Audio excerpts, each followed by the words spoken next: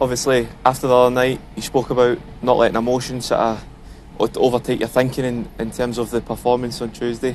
Now the dust is settled, what do you think we need to do to show a positive reaction on Saturday against Swindon? Well, we had a team meeting to kick off the day here at the training ground, and it was, I tried to make it quite clear, from the video clips that I made yesterday that where we went wrong the other night, and where we've been so much better in recent months. We've come up short the other night and all let ourselves down.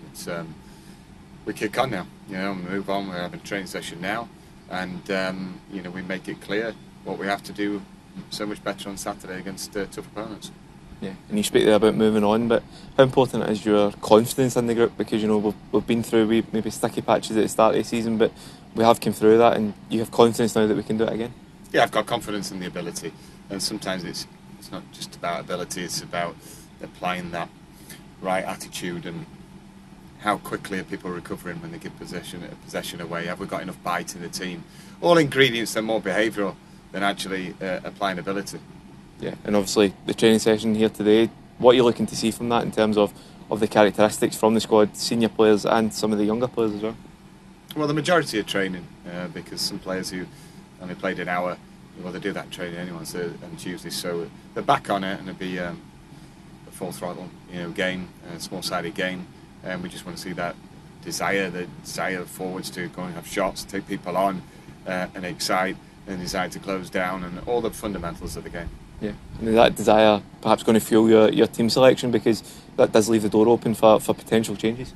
Yeah, of course. It's how people conduct themselves around the place as well, because life's about reactions to disappointments. It's not all about playing when the sun shines after 20 points in 10 games. It's how you are judged as a character when there's a disappointment, and it comes at you hard and fast as it did the other night, and how we react now will define our season, I'm sure, as we approach the business end. Yeah, and obviously Swindon away as well, quite a tough fixture, so what do you expect from them in terms of the challenge they'll pose? I thought they played very well indeed the other night against Tranmere.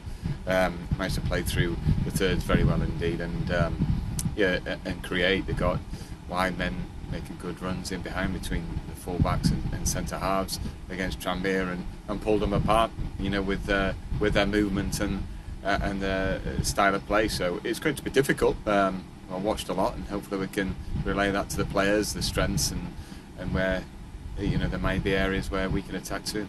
Yeah, and obviously we spoke this season about our away form being a big positive for this season. Are you looking to take a lot of things from those performances and apply it here on Saturday to frustrate Swindon a little bit and get on the front foot when we can? Yeah, of course. I mean, we're third in the form guide over the whole season in terms of the away performances, so there's lots to be proud about and lots to reflect on what's worked well for us, but there has to be fire in the belly as well from the other night. Yeah, and do you think that fire in the belly is fueled a little bit by the fact that it was 2 defeats at home, you away from home, but playing in front of our supporters and not able to give them that 3 points? Well, the facts are there, and I can't say we're third away from home without saying 19th at home. So there's a blockage. I've asked the players. We need to apply ourselves much better and make it a hard place to come.